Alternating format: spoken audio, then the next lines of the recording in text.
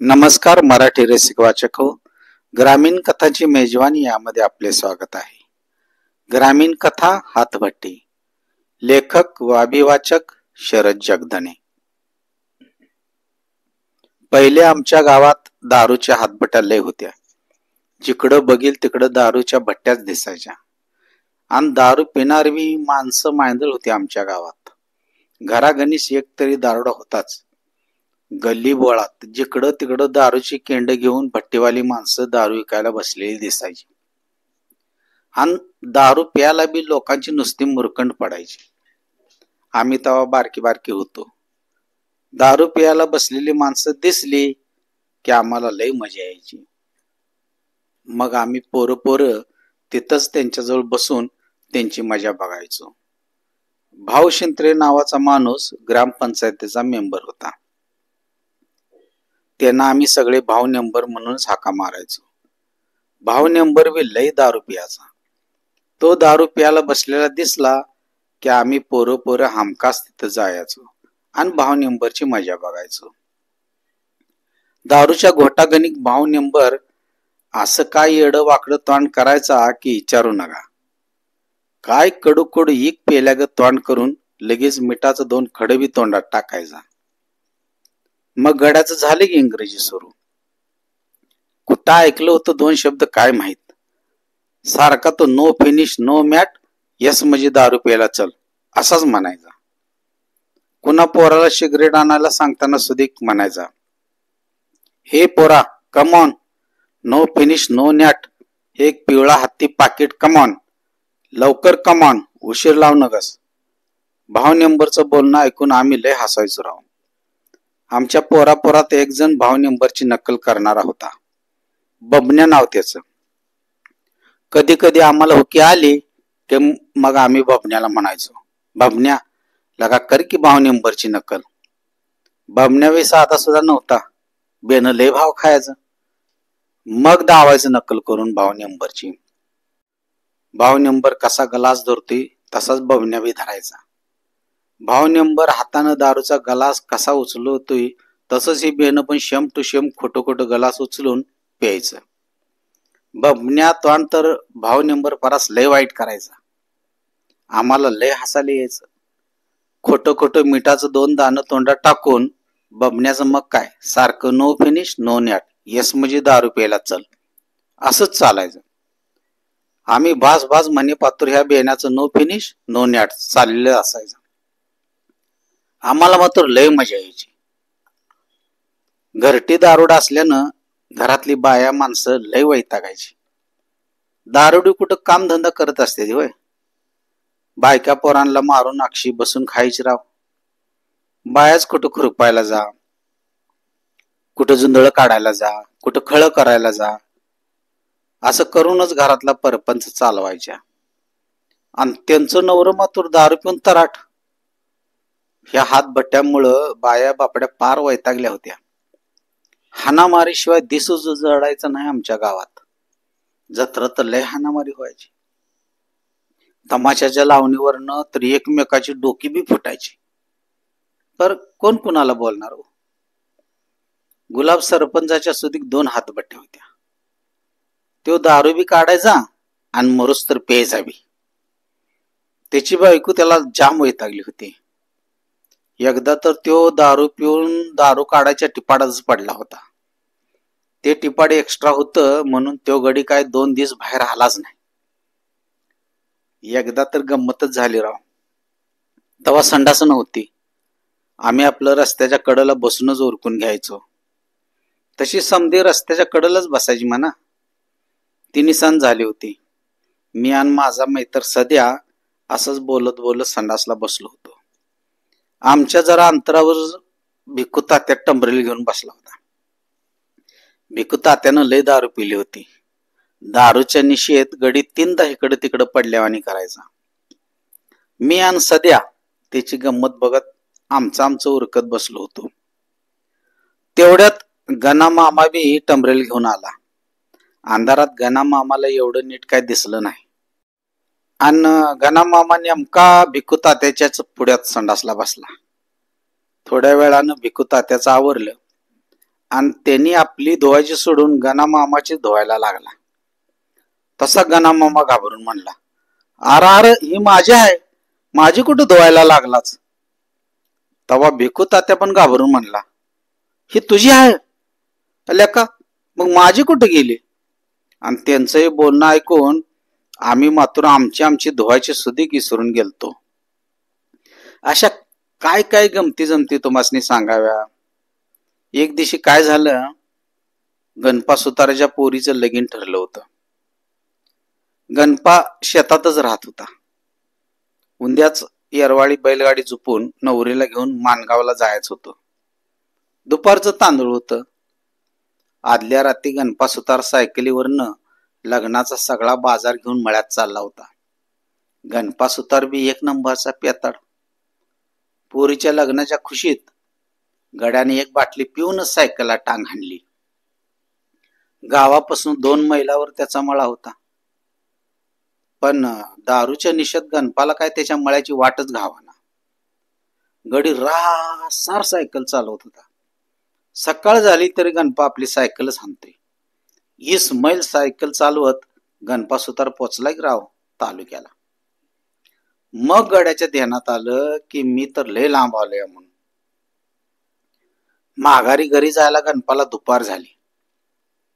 घरातली सगळी गणपाची वाट बघत होती. गणपाला सोडून बाकीची लोक तर कशी जाणार होती वराड घेऊन सांगा की. मोडलं की मग लगीन. कशामुळं? तर ह्या दारूमुळं.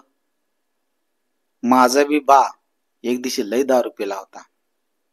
आणि मग घ्या की रासार भडाड्या वकाऱ्या करायला लागला.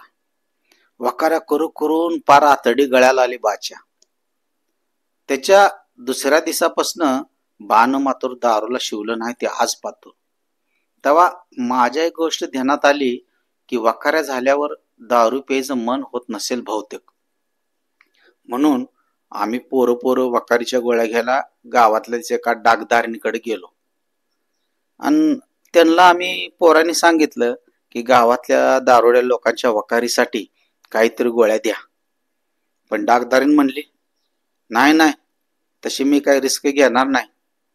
मग काय करणार, दिला वकारीच्या गोळ्याचा नाद सोडून. मात्र असंच राहिलं तर दारुड्यांची दारू सुटायची कशी. एक दिवस सकाळीच नवीन लगीन होऊन गेलेली भाऊनिंबरची पोरगी रडत रडतच घरी आली. भाऊनिंबर सकाळी उन्हाला बसून अंग शेकत होता. त्यानं लांबनं बघितलं बी होतं की पोरगी रडत रडत घरी येते ती. जवळ आल्यावर भाऊनिंबरनं त्याला विचारलं बी, का रडतेस? पर ती काय बोललीच नाही. सरळ आईकडे गेली आणि आईच्या गळ्यात पडून रडत रडत म्हणली, आई मी आता नांदाला नाही जाणार. माझा नवरा दारू पिऊन रोज मारतोय मला. लय भ्या वाटते मला त्याच. कधीतरी माझा जीव गेल नवरा दारू पिऊन. भाऊनिंबर बाहेर उन्हाला बसून सगळं ऐकत होता. मग आई म्हणली, बाला बी सांग की तुझ्या, बाहेर बसलाय बघ. तेव्हा पोरगी म्हणली, बाला काय सांगायचं, बावी दारुडाच आहे की, त्याला सांगून काय उपयोग. पोरगी बोललेली भाऊनिंबरने बी ऐकलं होतं. तो मनात लय दुःखी झाला आणि दारू खरंच वाईट आहे असं त्याला बी मनातनं वाटायला लागलं. मुरगाप्पाची बायको तर बाळातीन होताच वारली. त्याचं काय झालं, त्या दिवशी दुपारीच 9 महिन्याच्या पोटूशी असलेल्या मुरगाप्पाच्या बायकोच्या पोटात लय दुखायला लागलं. तेव्हा मुरगाप्पा बायकोला म्हणला, थांब जरा कळ काढ, मी आणतो कुठल्या तरी डागदाराला नाहीतर सुईनीला घरी. म्हणून मुरगाप्पा गावात गेला. तर एका बोळात त्याची मैतर लोक हातभट्टी पेत बसली होती. मुरगाप्पाच्या बी तोंडाला पाणी सुटलं. घरात बायको बाळातीन व्हायला लागली ते बी मुरगाप्पा विसरला. आणि मैतर लोकांनी आग्रह केला म्हणून हाणली की गड्यान तिथे एक बाटली दारू. पुन्हा अजून एक गलास पोटात ढकलला. मग काय, मुरगाप्पाला उठायचं बी कळना. पडला की तिथंच उलटा होऊन. दुपारची रात झाली. निशा उतरल्यावर मुरगाप्पा घरी येऊन बघतोया तर घ्या की बायको मरून पडली. लय रडला मुरगाप्पा. दारूला बी त्यानं लय शिव्या दिल्या, पर काय उपयोग. अशीच एक दुसरी घटना बी आमच्या गावात घडली. दारूमुळं एक 10 वर्षाचं पोरग बी जीवानिशी गेलं. त्या दिवशी इटोबा देवतड्याच्या ज्वारीच्या खळ्याचा डावरा होता. खळ्याला कोंबडा कापला होता. इटोबा देवतड्यानं रानातल्या सगळ्यांना जेवायला बोलवलं होतं. बोरकुटेचा मलका बी जाणार होता जेवायला. कोंबड्याची सागोती खायला मिळणार म्हणून मलकानं सकाळीच एक हातभट्टीची बाटली घरात आणून ठेवली होती. मलकाचं 10 वर्षाचं पोरग मलकाच्या लय लाडाचं. बाला 1 मिनिट बी कुठं सोडायचं नाही. मलकाला तर रातच्याला इटोबा देवतड्याकडे डावरा म्हणजे खळं हो जेवायला जायचं होतं. पर पोरग काय त्याला सोडत नव्हतं. रातचं इंदारचं पोराला कुठं न्यायचं म्हणून मलका त्याला नेत नव्हता. पोराला झोपून आपण डावरा जेवायला जाऊ असं मलकानं ठरवलं होतं. पोराला झोपत झोपतच मलकानं सकाळी आणलेली बाटली संपवली. तवर पोरग बी झोपलं होतं. मलका पोराजवळून हळूच उठला. इच्चू किरड्याचं भ्या म्हणून मलकानं हातात एक लांब काठी घेतली आणि डावरा जेवायला इटोबा देवतड्याच्या शेताकडे निघाला. रस्त्यात एक बारका वडा लागत होता. वड्यातले पाणी नव्हतं, पण दारूची एक बाटली पोटात ढकलल्यामुळं मलका त्या वड्याच्या पाण्यातनं हळूहळू चालला होता. इतक्यात त्याला कसली तरी सळसळ ऐकू आली. मलकानं माघारी वळून बघितलं तर भूतासारखं कुणीतरी मागणी येत होतं. तसा मलका दचकला आणि घाबरून एक काठीचा तडुका त्या भूताला हाणला. त्याबरोबर बा मी मेलो म्हणत ते भूत खाली पडलं. पर मलकाला त्या भूताचा आवाज आपल्या पोरासारखा वाटला म्हणून मलका जवळ गेला आणि बघतोय तर काय, ते भूत नसून मलकाच पोरगच होतं आणि ते रक्ताच्या थारोळ्यात मरून पडलं होतं. दारूनच माझ्या पोराचा जीव घेतला म्हणून मलका लय रडला. एकदा तर सरपंचाची टरकच रस्त्यात उलटून पडली होती.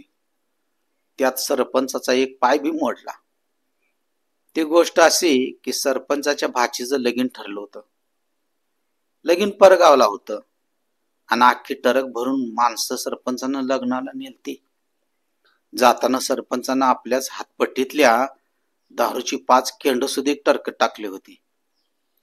लग्नात स्वतः सरपंच बी आणि वराडी माणसं बी फुल दारू पिली. टरकाचा ड्रायव्हर बी चांगला तराट झाला होता. आणि घ्या की लग्नानं माघारी येताना दारूच्या निशेत तो टरकच उलटून पडला. कुणाचं टाळकं फुटलं, कुणाचं कंबरडं मोडलं तर कुणाचं काय. सरपंचाचा तर एक पायच मोडला. सगळी वराडी कणायला आणि कुतायला लागली.